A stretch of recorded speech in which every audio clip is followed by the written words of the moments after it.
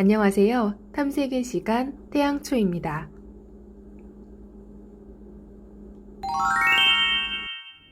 지난 영상에서는 이직을 해야 하는 상황들에 대해서 말씀드렸는데요.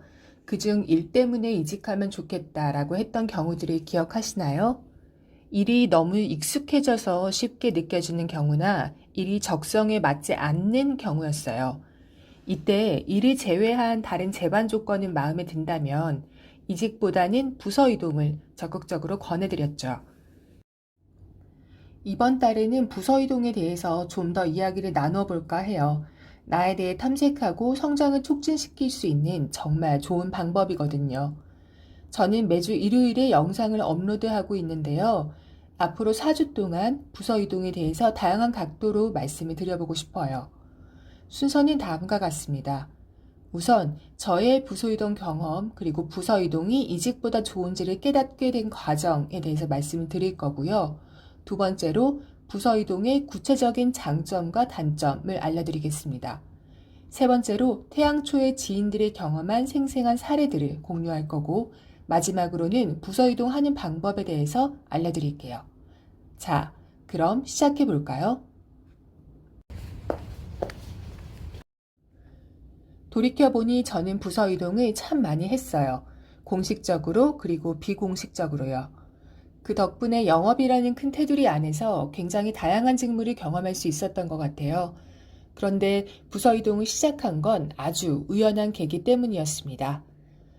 지난 영상에서도 간단히 말씀드린 것처럼 저는 무역 상사에서 첫 직장 생활을 했는데요. 여러분 혹시 만화나 드라마, 미생을 보신 적이 있나요? 제 첫 번째 직장 생활이 바로 그 미생과 거의 똑같습니다. 미생이 만화로 연재 중일 때 저희 첫 직장의 입사 동기들끼리 단톡방에서 이런 이야기까지 했어요. 누가 작가님이랑 인터뷰한 거냐? 얼른 손들어! 라고 말이에요. 지난 추억이기 때문에 지금은 당시에 힘들었던 기억도 웃으며 이야기할 수 있지만 무역 상사의 신입사원, 그 삶은 정말 하이에나와 같은 삶이었습니다. 매일같이 먹이를 찾아서 산기슭을 헤매는. 무역 상사도 그렇고 대부분 큰 회사에서 영업사원들은 일을 해요. 기존의 거래선이 있다. 그러면 그쪽으로 판매하는 매출을 늘리고 기존 거래선이 사가는데 한계가 있다. 그러면 신규 거래선을 만들고 기존 아이템 시장이 제한된다. 그러면 신규 아이템을 발굴하고 이게 또 한계가 보이면 새로운 비즈니스 모델을 만들고 이런 식으로 매출을 발생시키기 위한 여러 가지 활동들을 하게 됩니다. 그래서 일을 잘하는 영업사원이라는 것은 그 해에 제 목표치를 선행적으로 차질 없이 달성하는 사람입니다. 그러기 위해서는 앞에 벌어질 일들을 예측해서 리스크를 잘 관리를 해야 돼요. 시장이 다 죽을 때까지 기다렸다가 새로운 걸 하려고 하면 시간이 걸리겠죠. 그 사이에 먹고 살 게 없을 거고, 그래서 이런 활동들을 동시에 오버랩되게 준비를 해야 됩니다. 저는 이런 일들을 4년 반 동안 했어요. 그런데 그 사이에 운이 좋게도 TF라는 이름으로 1년 정도 컨설팅 업무를 경험하게 된 거예요. 그건 당시 제가 속한 부서에서 제약회사를 인수하려고 검토했기 때문이었는데요. 덕분에 저는 산업 전반에 대한 현황 분석, 미래 시장의 규모와 트렌드 전망, 또 우리 회사의 경쟁력에 대한 분석, 그리고 인수를 하고자 하는 그 100여 개의 제약사 후보군에 대한 검토, 그 당시는 주로 인도의 제약사들이 거론됐었는데요. 그런 것들을 하는 데스크 리서치, 그리고 보고서 작성 업무를 주로 했고요.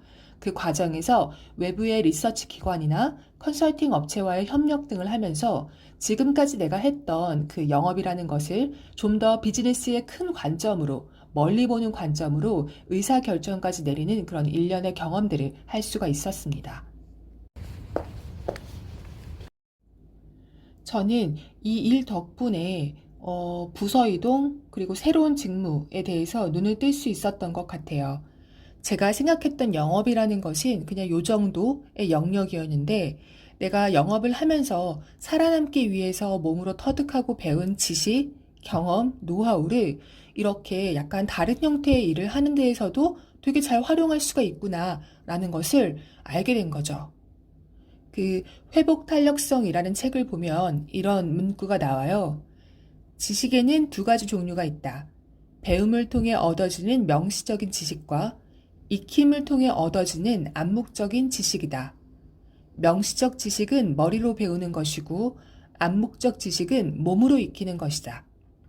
명시적 지식은 암기해야 내 것이 되지만 암묵적 지식은 습관에 들여야 내 것이 된다. 그 부서이동이라는 것은 여기서 말하는 암묵적 지식, 즉 나도 모르게 일을 하면서 익힌 모든 것들이 굉장히 잘 확장되고 적용되는 훌륭한 방법입니다. 나는 그저 내가 맡은 일을 열심히 열정적으로 진정성 있게 해왔고 그런 사이에 암묵적인 지식을 쌓게 된 거죠. 그런데 이렇게 익힌 암묵적인 지식이 지금 내가 있는 그 분야에서만 쓸 수 있는 것인 줄 알았는데 다른 분야에서도 굉장히 잘 적용이 되고 심지어 환영받을 수 있다. 저도 마찬가지였어요. 내가 이 영업이라는 업무를 아주 좁게만 볼 건 아니었구나. 내가 생각했던 것보다도 더 큰 확장 가능성을 갖고 있는 것이구나 라는 것을 깨닫게 됐어요. 이전까지는 영업이란 그냥 단순히 제품을 판매하는 걸로만 생각했거든요. 그리고 저는 해외 영업을 하고 있으니까 나는 외국에 한국이나 또는 제3국의 제품을 소싱해서 판매하는 일을 하면 되겠네. 그리고 그게 끝이네 라고 생각을 했는데 영업이라는 테두리 안에서도 정말 다양하게 배울 수 있는 분야가 많고 여기서 익힐 수 있는 기술이 많고 또 이것들이 다른 분야와도 아주 유기적으로 연결이 돼서 제가 미처 생각하지 못한 방향으로도 확장이 가능하겠더라고요. 여러분도 지금 제 이야기를 들으시면서 본인의 커리어에 대해 생각해 보셨을 거예요. 내가 지금껏 익힌 암묵적 지식에는 무엇이 있는가? 그걸 내가 하고 싶은 분야와 어떻게 접목할 것인가? 이런 다양한 생각이 머릿속을 지금 막 휘젓고 다니고 있을 겁니다. 물론 제가 항상 강조하듯이 이러한 것을 제대로 접목하기 위해서는 내가 무엇을 좋아하고 하고 싶어하고 또 잘 할 수 있는지에 대한 고민은 항상 함께 가져가셔야 됩니다. 부서이동은 꽤 의외의 곳에서도 발견되는데요. 재벌 3세들의 경영 수업, 후계자 수업, 그런 것들이 바로 부서이동의 대표적인 예시입니다. 언론을 통해서 보면 재벌 3세들이 한국과 해외에서 공부를 마치고 돌아와서 부모님 회사에 입사한 후 초고속으로 임원 승진을 할 때 보면 그 몇 년 동안에 회사의 주요 부서를 압축해서 경험하죠. 그래서 그들이 거쳐가는 부서를 살펴보면 그 기업이 미래 먹거리에 대해서 갖고 있는 생각 그리고 비전을 짐작할 수 있다는 아주 일리 있는 분석도 있고요. 그런 경험을 제발 3세만 하라는 법이 있습니까? 우리도 할 수 있죠. 어떻게? 바로 부서이동이라는 방법을 통해서요. 재벌 3세의 라이프스타일이 다른 데 있는 게 아닙니다. 우리도 이런 식으로 맛볼 수 있어요. 물론 살짝 억지스럽긴 하지만요. 어쨌든 저는 그렇게 새로운 직장에서도 부서이동의 방법으로 경험을 계속 쌓아나갔어요. 기본적으로는 담당 지역을 계속 바꿨고요. 그 사이에 제품도 계속 바뀌었습니다. 의약품을 팔다가 산업재 그리고 소비재류요. 영업 형태에 있어서도 직접 영업, 대정부 입찰, 채널 영업, 컨텐츠 제작, 교육 플랫폼 담당, 마케팅 에셋 제작, 미디어 채널 관리 등을 했어요. 고객으로 표현을 하자면 B2B, B2G를 하다가 B2C, D2C까지 두루 경험을 할 수 있었어요. 그러다 보니까 15년이라는 세월이 흘렀는데요. 정말 알찬 시간들이었어요. 이런 경험을 한번 해보니까 지금 저는 저에게 어떤 새로운 제품, 시장, 고객, 업무 형태가 맡겨지더라도 금방 핵심을 잡고 해낼 수 있을 것 같은 자신감이 있어요.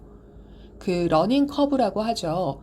새로운 일에 숙련되기까지의 시간이 부서 이동을 거듭할수록 짧아지고 있다는 게 느껴지고 그래서 새로운 미션을 받았을 때 내가 여기에서 지금 무엇을 해야 너무 늦지 않게 성과가 나겠다 라고 하는 감이 바로 오게 되더라고요.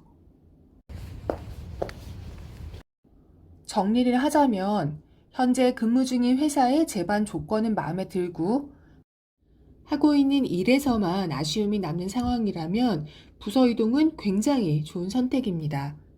저는 이렇게 제 개인적인 경험들을 통해서 저의 경험치를 늘리고 직장인으로서 저의 운신의 폭을 넓히는데 아주 효과적이구나 하는 것을 몸소 느끼게 되었어요. 하지만 모든 일이 다 그렇듯이 장점만 있을 수는 없잖아요. 단점도 물론 있죠. 그래서 다음 시간에는 부서 이동의 장단점에 대해서 자세히 살펴볼게요. 오늘 저의 이야기가 여러분의 커리어에 조금이나마 유익한 것이었다면 참 기쁠 것 같습니다. 다음 주 일요일에 만나요. 탐색의 시간 태양초였습니다.